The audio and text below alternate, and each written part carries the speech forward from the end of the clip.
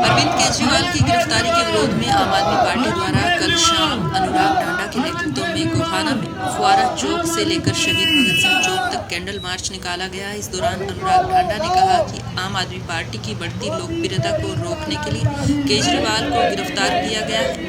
इस candle march में हजारों की संख्या में लोग शामिल हुए। इस बात को लेकर नाराजगी है कि भारतीय जनता पार्टी ने फर्जी मामले बना करके अरविंद केजरीवाल जी ने भरे कोर्ट में बताया कि 4 बयानों के आधार पे, सिर्फ 4 बयानों के आधार पे एक सिटिंग चीफ मिनिस्टर को इन्होंने गिरफ्तार कर लिया। और वो चारों के चारों बयान ऐसे हैं जिसमें पहले 10 बार उन्होंने बयान दिया जिसमें अरविंद केजरीवाल जी का नाम नहीं लिया, उसको ऑन रिकॉर्ड नहीं रखा। 11वें बयान को जब उन्होंने दबाव में आके टूट के केजरीवाल जी का नाम लिया, उसको ऑन रिकॉर्ड रख लिया और अरविंद केजरीवाल जी को गिरफ्तार कर लिया। लोगों के अंदर इस बात को लेकर जबरदस्त गुस्सा है, इसलिए पूरे देश के अंदर रोष प्रदर्शन हो रहे हैं, विरोध प्रदर्शन हो रहे हैं। गोहाना में आज होने वाला ये विरोध मार्च, ये मशाल मार्च उसी का एक हिस्सा है। क्या कहना चाहोगे जिस तरह से गिरफ्तारी की है तो उसको विरोध क्या कहना चाहोगे? नहीं, हम तो स्पष्ट तौर पे ये कहते हैं कि ये पीएमएलए एक्ट में ये कहते हैं प्रोसीड ऑफ क्राइम, कि मतलब क्राइम का पैसा कहाँ गया। मैं तो स्पष्ट तौर पे ये कहना चाहता हूँ कि हमने सबूत पेश कर दिए हैं कि इलेक्टोरल बॉन्ड में ये डेटा निकल के आया है कि शराब घोटाले के जो मुख्य अभियुक्त थे, जो ऑरबिंदो फार्मा के शरद चंद्र रेड्डी जो मुख्य अभियुक्त थे, उनकी गिरफ्तारी के 5 दिन बाद 5 करोड़ रुपया बीजेपी के अकाउंट में गया। और कुल मिला के उनकी जमानत जब उन्होंने अप्लाई की तो ईडी ने उसका विरोध नहीं किया, और जब जमानत हो गई तो कुल मिला के 60 करोड़ रुपया शराब के इस शराब घोटाले के मुख्य अभियुक्त ने भारतीय जनता पार्टी के अकाउंट में दिया है।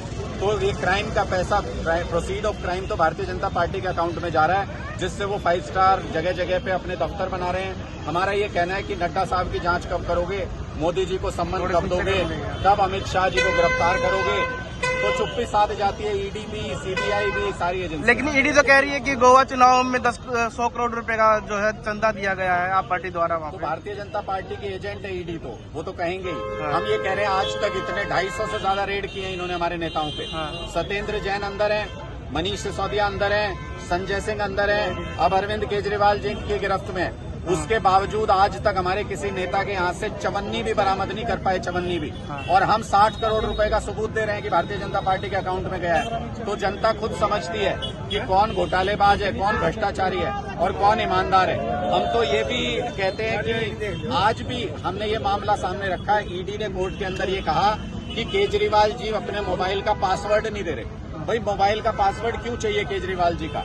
जब क्राइम हुआ, जिस घोटाले की बात कर रहे हैं, वो घोटाले की बात तो 2 साल पहले की है। भाई नीचे कर लिया। उस वक्त जो फोन इस्तेमाल करते थे, ईडी ने खुद कहा कि वो फोन अब अरविंद केजरीवाल जी के पास नहीं है। 2-3 महीने पहले से जो फोन इस्तेमाल कर रहे हैं उसका पासवर्ड क्यों चाहिए? ईडी को घोटाले की जांच नहीं करनी। ईडी को 2-3 महीने पहले के फोन का पासवर्ड इसलिए चाहिए क्योंकि उसके अंदर हमारे इलेक्शन के प्लान्स हैं, उसके अंदर इंडिया गठबंधन के नेताओं के साथ अरविंद केजरीवाल जी की बातचीत है, उसके अंदर हमारे सीट बाय सीट सर्वे हैं जहां भी आम आदमी पार्टी लड़ रही है। ये ईडी को नहीं चाहिए पासवर्ड अरविंद केजरीवाल जी के फोन का, ये भारतीय जनता पार्टी को पासवर्ड चाहिए क्योंकि उनको वो प्लान जानना है। उनको लग रहा है कि हारेंगे इंडिया गठबंधन के हाथों भारतीय जनता पार्टी के कैंडिडेट, इसलिए हमारा सीक्रेट प्लान जानना। तो आपको लगता है कि चुनाव को लेकर जो है फंसाया जा रहा है कहीं ना कहीं अरविंद केजरीवाल? पूरी तरह से ये राजनीतिक साजिश है और इसका लोग राजनीतिक रूप से इनको जवाब देंगे। आप देखते जाइए, तानाशाही किसी की नहीं चली। चुनाव तो सद्दाम हुसैन भी कराता था, चुनाव तो पुतिन भी कराते हैं रशिया में, लेकिन इंडिया को हम सद्दाम हुसैन की तरह इराक नहीं बनने देंगे। इंडिया को हम रशिया की तरह, पुतिन साहब की तरह चुनाव नहीं कराने देंगे। यहाँ पे लोकतंत्र का राज है, लोकतंत्र का राज रहेगा। जो भी तानाशाही लाना चाहेगा लोग उसको उखाड़ फेंकेंगे। आपके एक सांसद ने जो है बीजेपी ज्वाइन की है, उनकी किस्मत में नहीं होगा सत्ता में आकर के वापस संसद में जाना। वो एक हारे हुए उम्मीदवार थे, विधानसभा चुनाव में एक हारे हुए उम्मीदवार थे।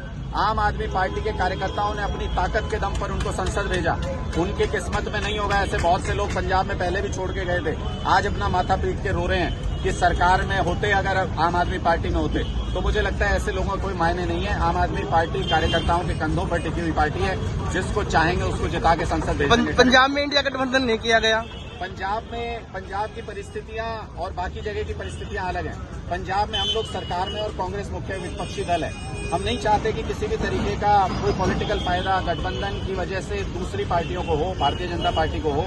इसलिए पंजाब में विचार विमर्श करके आपसी सहमति से निर्णय हुआ कि वहाँ अलग अलग चुनाव लड़ेंगे और बाकी जगह एक साथ चुनाव। देखिए, चूंकि वहाँ पर मुख्य मुकाबला आम आदमी पार्टी और कांग्रेस के बीच में है, इसलिए बहुत सारे लोग ऐसे भी हैं जो गठबंधन अगर होता है तो मुख्य विपक्षी दल भारतीय जनता पार्टी और उनके अलाइज बन जाते हैं वहाँ पे। हम ऐसी स्थिति नहीं करना चाहते।